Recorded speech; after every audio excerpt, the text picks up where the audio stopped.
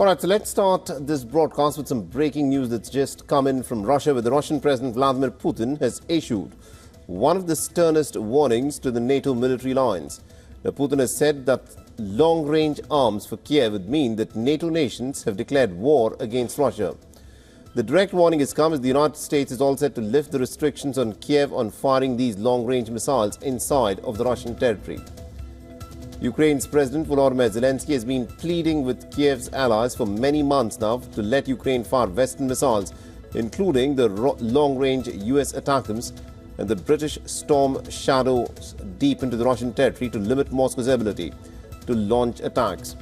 The decision could, of course, be taken on Friday when the British Prime Minister Keir Starmer will meet with the American President Joe Biden in Washington, D.C.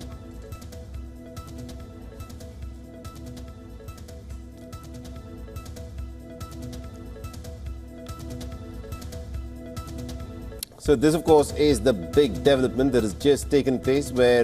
Vladimir Putin, the Russian president, has issued a very stern warning, where he's clearly stated that giving the green signal to Ukraine to use long-range missiles on Russian territory that are supplied by the Western allies of Ukraine would mean that the NATO allies are at war with Russia. That's what it effectively means, where giving Ukraine long-range missiles to be used on Russian territory would tantamount mean that the NATO military alliance has declared war on the Russian region, and therefore Russia reserves the right to respond in the manner that it sees fit. This is a clear and categorical sort of a warning that's been put out by the Russian president. Remember, the British Prime Minister Keir Starmer is meeting Joe Biden